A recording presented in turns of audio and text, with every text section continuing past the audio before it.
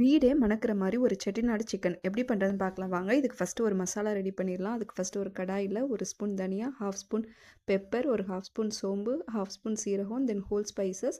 இது கூடவே காரத்துக்கு தேவையான 4, 5 வரமிளகா, கொஞ்சமாக கருவேப்பிலை போட்டு நல்லா வாசனை வர வரைக்கும் வறுத்து எடுத்துக்கோங்க. இது அப்படியே இருக்கட்டும்.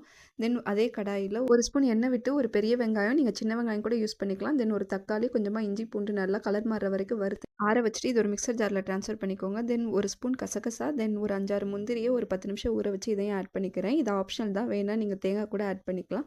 நல்லா ஃபைனாக அரைச்சிட்டு வந்துக்கோங்க. தென் ஒரு குக்கரில் 2 ஸ்பூன் நல்லெண்ணெய், ஒரு 1/2 கேஜி சிக்கன் ஆட் பண்ணி சிக்கன்லேருந்து தண்ணி நல்லா வத்துற வரைக்கும் மிக்ஸ் பண்ணிவிட்டு நம்ம அரைச்சி வச்ச மசாலாவும் ஆட் பண்ணிவிட்டு தென் ஃபைனலாக தேவையான அளவு உப்பு ஆட் பண்ணிவிட்டு ப்ரெஷர் குக்கரில் மூடி போட்டுக்கோங்க. ஒரு 4 to 5 விசில் உங்கள் சிக்கனுக்கு தகுந்த மாதிரி விசில் விட்டு எடுத்திங்கன்னா சூப்பரான செட்டிநாடு சிக்கன் மசாலா ரெடி ஆயிரும்.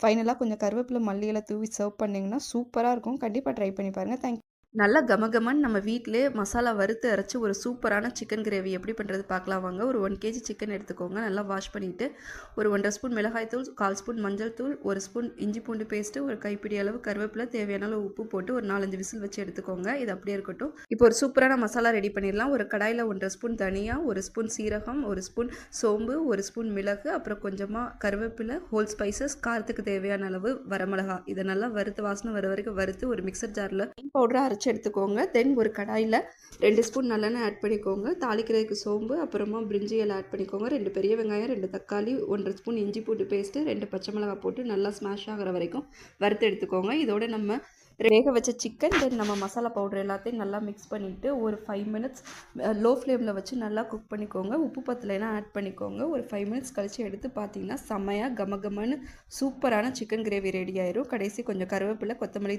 தூவி சர்வ் பண்ணிக்கோங்க. தேங்க்யூ.